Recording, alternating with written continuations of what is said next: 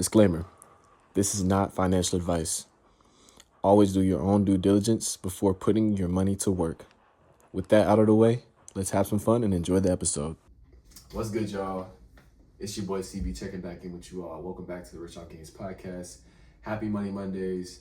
Wherever you're watching this, whenever you're watching this, as you guys see, the setting is different. We are currently in New York, so this is a pre-recorded episode, but nonetheless, I will be coming live and direct with the most up-to-date recent topics and news that's currently taking place in the market. So once again, happy Money Mondays. I hope you all had an enjoyable weekend, and hopefully you guys had some good rest getting prepared for this week we have coming up in the market after having the week that we just had in the market.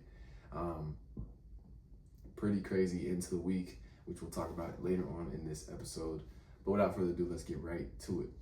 Before we get started though, I want to just go ahead and say a few words. Get outside and get active. Don't let life just pass you by. Don't let the little things go over your head and be unappreciated and unnoticed so much that you're not acknowledging the little things. Get outside and get active. Go explore the world and experience life for what it needs to be experienced for. Enjoy your life, because you only get one life. You only have one opportunity to make the most of your life. So go ahead and do that. Make the most of your life and live it to the fullest. Don't let life pass you by and passively live life on auto mode or NPC mode, where you're a non-playable character who's just floating through life. Live life to the fullest. Go touch grass. Go do things that are outside your comfort zone. Go explore the world for what it needs to be. So last week we had a really crazy sell-off come into the market, ending off the week of June. And a lot of people lost their cool. A lot of people lost a lot of money, probably got liquidated, and just really all the gains that they probably had going into May and coming out of May probably wiped away within one day, simply due to the fact that most people don't have the ability to stay calm in chaos. So today I want to discuss a few different ways that people who succeed in very volatile markets, people who succeed in very volatile seasons of business, people who succeed in any aspect of chaotic environments, stay calm throughout that process. A few of these things that I'm going to discuss today, I'm going to give credit to Charlie Munger, because I researched and found a few things that Charlie Munger recommended doing. And so, yeah, shout out to Charlie Munger for that. Rest in peace to him. He's one of the greatest investors of all time, right next to Warren Buffett, because they're partners. But without further ado, let's get right to it. So, number one, we have radical acceptance of reality. Now, essentially radically accepting the reality for what it is. You know, if it's a bad situation, acknowledge it for what it is and stop trying to not acknowledge it for what it is and, you know, beat around the bush or avoid acknowledging the situation. Acknowledge the situation and move forward, because that allows you to now save and conserve energy that you would be using to try to avoid the acknowledgement of what the reality is. If the market's going down, acknowledge that the market's going down. If your business is having a dilemma or an issue, accept the reality of what the issue is and move forward to now find a solution. You staying in the process of thinking through the dilemma and trying to wrap your mind around the dilemma rather than just accepting it for what it is prevents you from using the energy needed to now find a solution. You're able to quicker and more effectively resolve the situation and move forward with the situation a lot quicker when you just accept it for what it is, rather than trying to think of all these different reasons as to why it happened, what's going on, why is this, why me, all these other things. None of that matters. What matters is the situation is what it is. How do we move forward? That's it. That's the only way you're going to get out of whatever the situation is, whatever the chaotic environment is. You have to just accept the reality for what it is and move forward. That now gives you the energy needed to use that energy to now come up with a solution that helps you get to where you need to go. So the number one thing one of the things that people tend to not do is not accept the reality for what it is. Accepting the reality for what it is will help you get further a lot quicker. The number 2 habit that most people who succeed in chaotic environments have is they have an inversive way of thinking when it comes to success. What do I mean by that? They think inversely to, instead of how can I succeed, asking themselves how can I succeed, they might ask themselves, what are ways that I can fail? Now they're coming up with solutions, or not even necessarily solutions, but answers to their question of ways that they can fail. And now they're going to do the opposite of the things that seem most obvious, because most people overlook the things that will make them fail and do the things that make them fail without knowing, because they didn't think about the things that will make them fail. So people who stay calm in chaotic situations think these things through and ask themselves, how can I fail first? Before they even think about success, they ask themselves, how can I fail? Simply due to the fact that, like I just said, most people don't think about ways that they fail. They only think about the upside, but no one ever thinks about the downside. You got to think through the downside so that you know what to avoid, because now that gives you the energy needed to maneuver and move in the right direction, rather than the person who's not thinking about the things that they need to do in order to just succeed, and not thinking about the things that can happen along the way in order to fail. They just go through this process of trying to succeed, and then they end up failing because they didn't think about the things that would possibly come about if they were to fail. Now, this can be looked at as two different ways. It can be looked at as having a negative way of thinking, or it can be looked at as, kind of preying on your downfall. I don't necessarily disagree, but I also think that it's also good to be aware of different outcomes and knowing to willingly and mindfully avoid those outcomes by knowing what is possible. So inverse thinking about your approach to something that you want to do will help you navigate chaos a lot better in a calm manner, rather than just thinking about the success and the upside to then lead you to negative results. Number 3 is my favorite habit. It's simply the dichotomy of control. In other words, controlling the controllables. While you're asking yourself, what can I control? Right? You're also thinking about the things that you cannot control. So you're also asking yourself, what are things that I cannot control? Focusing on the things that you cannot control will drain your energy battery, will drain your social, your energetic, your physical energy battery, to not allow you to do the things that you need to do in order to see the results. While focusing on things that you can control now gives you the ability to actually see result, whether it be good or bad, and actually see process and progress happen. Because when you're thinking about things and doing things that you can't control, 9 times out of 10 it's internal thoughts. So you're not going to get anywhere by thinking about something so long. It's only going to drain you mentally, rather than thinking about the things you can control and then finding actionable steps to take in order to achieve or approach these controllable things. Focus on the things that you can control, not the things you can't control. Control the controllables.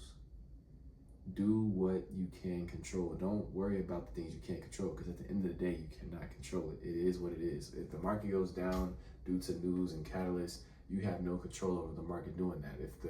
If the other company that you're competing with buys out another company, you have no control over that. All you can do is control your company and what your company's performance can do. You have no control over things that don't physically affect you in a way that you have literal ability to make changes. So control the controllables. The number 4 thing is what got most people caught up in the market on Friday, in my opinion, and that is simply having the ability to create mental models and be extremely objective to situations. So being extremely objective to situations looks like you taking your emotions, your ego, your energy emotional energy out of a situation and just looking at it for face value and what it is. The raw black and white, that's it. Okay. So whatever the situation was, the market's selling. Okay. You're not worried about the financial side of, oh, my shares are down this much, or I'm down in this position this much. You're not thinking in a way of emotion. You're thinking in a way of protection or logic. Okay, is this worth holding through this downside, or should I just sell this position here, take this L, and then move forward with another entry for something else? You're not thinking in emotional, responsive actions. You're thinking in more logical, well thought out action, because that's the only real approach that will help you succeed in your journey for business, in your journey for investing, whatever. If you're a business owner, you're not going to make an emotional decision for your business, because that's not going to be the best decision 9 times out of 10. That's most likely going to be a bad decision, because now you made a decision off of impulse, like you wanting to fire an employee who you thought wasn't working out, but in reality really was, but you just were so emotional for whatever reason, you let that person go. Whole time that was the person that you needed on your team. Now that person has gone somewhere else and helped another company grow and become better, simply due to your emotions getting involved into the business. Taking your emotions out of it will help you create better scenarios for your situations and for your outcomes to be what they are. Whether it's good or bad, that's not necessarily the case. The point being is emotional decisions are not good decisions. Logical decisions are good decisions. Now, certain situations, that varies when it comes to making emotional decisions, but most situations are based upon logic. What are the numbers? What's the odds of this being more risky than more upside, and vice versa? Less risk, more upside, high risk, low upside. What are the odds of these things playing out in a certain way? Now, using that in the model aspect, you're now looking at things that you've experienced over life from different aspects of life and combining those experiences into different models. So now you're categorizing certain situations into a certain bucket of life. So if it's personal life, you've experienced things personally with your family, with your friends. You might come across someone who you just met and you don't know how to respond to whatever the situation that might have happened, but you have something that you've experienced similar to this before that you categorize in your mind as a model to respond to certain situations like this in a certain manner. So having models in your memory or your brain to kind of learn and train your brain to respond a certain way will also help you stay calm in different environments. Lastly, the last habit that most people have in order to stay calm is simply just playing the long game.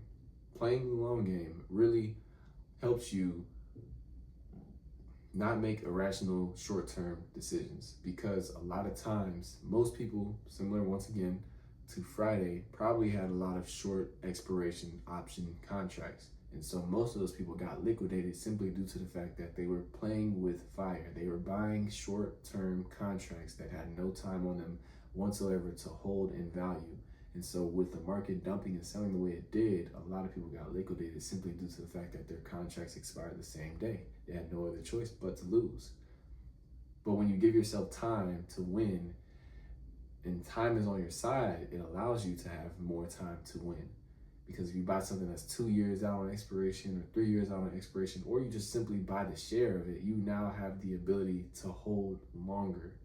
And playing the long game allows you to have those kinds of results, bigger results even, because simply due to the fact that you had more time on your position. And that also applies to business. When you're invested into a business, you're not looking for a return in a month, 2 months, 3 months. You're looking for a return in 5, maybe 10, 20 years. Depending upon the business, depending upon your passion or your goal or your dream for that thing to work out, most people who are calm know that they gotta wait longer than most people are willing to wait. And that's why most people get priced out of positions, because they're not willing to wait long enough. They're not willing to redeposit whatever gains they made from the market back into the market. They want to use that money to go buy food, go buy clothes, go do whatever. But that disciplined investor is the person that's putting the money back in the market because they know that it's not nowhere near where they want it to be, and they know that they can grow a lot more if they put more money into it. Bottom line, stay composed and you'll overcome a lot of turbulence, a lot of chaotic events, a lot of chaotic environments, a lot of market sell-offs, a lot of business competition, a lot of business issues, a lot of issues, period. You will overcome them if you learn to apply these different habits. If you guys want more tips and tricks about day trading and investing, make sure to click the link in the bio, www.continuebelief.com. I share a lot of free resources and tools, tips and tricks about how to day trade, how to get started investing, and so much more. So make sure you guys check out the link in the bio. Thank you guys so much. Make sure to leave a like and follow. And yeah, see you guys later. Today's investment tip of the week: manage your risk. You guys, like I've been mentioning time and time again throughout this video, a lot of people, and I mean a lot of people, got liquidated in this previous correction that we had, pullback that we had. Simply 5%, $1 trillion in market cap over tech was enough to wipe out so many gains that probably were made within the last month to 2 months, all due to the fact that people did not have the ability to manage their risk properly. It is so important that you learn to be a risk manager first rather than a profit taker. You know, it's important that you prioritize risking and managing your risk in order to see success, because if you do not have proper risk management, you will not see long-term sustainable success. You have to be a risk manager first. Otherwise, this investing thing is not going to work out for you. Have, you know, comfortable enough position sizing and an approach that works consistently for you to be able to see results that are consistent. So for me, you know, when I'm day trading, I don't like to risk more than 20% of my investment. So if I'm putting in $1,000, I'm not risking more than $200 in a trade. If it ever gets above that, I cut it and I stop trading for that particular day. And that goes for investments as well. When it comes to investments, 20% of a share price value going down, depending upon the stock, depending upon the company, of course. Most times 20%, I'm not holding that position. I'm getting out of that position. I'm looking for a re-entry, or I'm looking for something else to buy. I am not holding a position that goes down more than 20% most times. And that's just simply just the fact that I'm not willing to risk 20% in a trade. I rather lose that 20% than try to lose more than 20%, and I'm only making the same 20 to 40% on a trade. If I can risk 20% and make 20%, one-to-one risk to reward, I love that. Anytime I can get 1 to 2 or 1 to 3, that's even better. But most times I'm only willing to risk that 20%. I'm not willing to risk nothing more. You have to have control over your losses. If you don't have control over your losses, they will control you. And if they control you, then you're not going to be a profitable trader or an investor. So manage your risk. So the market pullback that we had in the recent week liquidated over $1 trillion in market cap for semiconductors particularly, but a lot of tech companies pulled back, and we saw a massive, not even massive, but just a massive correction, you know, come into the market going into that last day of the week for June. On the first week, June 5th? So was it just a pullback? Was it just a pullback, or is this a loading up to something more than just a pullback? In my opinion, I believe as of right now, it was just a pullback. However, if we get below our major level of 730 on the S&P 500, realistically it's like 731.5, but I'm just going to say 730. If we fell below 730, we can see sell-off going closer to about 725, because there's a gap fill between 725 and 728. So we see a sell-off going down to that level, and then depending upon if we hold or fail that level, that would determine whether or not we continue to sell off and go lower, or we hold and go back up. If we fail 725, I think we will see closer to like 716. Essentially, we can almost retrace back to 700, depending upon how well we hold these levels that we're currently sitting at. If we can hold these levels, we can definitely see back higher, going back to 760. But if we fail to hold that 730 and we pivot back below 720, we can see back down to 700, if not 690, somewhere around there. So almost a 10% pullback, which would then be a correction and start slowly trickling towards a bearish market. Once we get below 20% in the S&P 500, that would then indicate a bearish move. But I'm not bearish right now. I do think that we're still bullish as long as we hold above these levels. If we get failure below those levels, that's whenever I would then start to change sentiment on the market. So that's my opinions on that. Yeah, it was a very aggressive sell-off, but I think that was kind of due to the aggressive run-up that we've been having in the market. You know, we wiped out pretty much 2 weeks worth of gains all in one day. You know, that's kind of a given whenever you have the market run that we've been having. Like I mentioned last week, I believe, on the podcast or the stock market predictions episode, I was talking about the 9-week run not being a common thing in the market. And so with it being the 10th week, you know, if we were to do another green week in the market, that would have just been a new record that we've set. We haven't done that in over a decade to 2 decades. So for us to have been going up consecutively week after week, higher and higher, the 10th week was the week that I felt that we would see lower, which I was able to capitalize on some downside moves. Not as much as I wanted or not as much as I should have, you know, given the entry I had. That was a really good entry. I just didn't hold through the position to see the results that I could have seen. But, you know, it is what it is. There's always more opportunities like that in the market that will present themselves. We've seen a 9-week run high in the market, so who knows, we could see another 9-week run high now that we've had this pullback. Anything can happen, which is the next topic that I want to talk about. Is it time? Should you be buying the dip? You should be buying the dip. If you haven't gotten that, if you weren't a part of the 9-week run, this isn't a bad space or a bad time to buy into the market. Given the pullback that we had, it's pretty good of a pullback. Excuse me. It's pretty good of a pullback though. Now I do think that we still can see lower.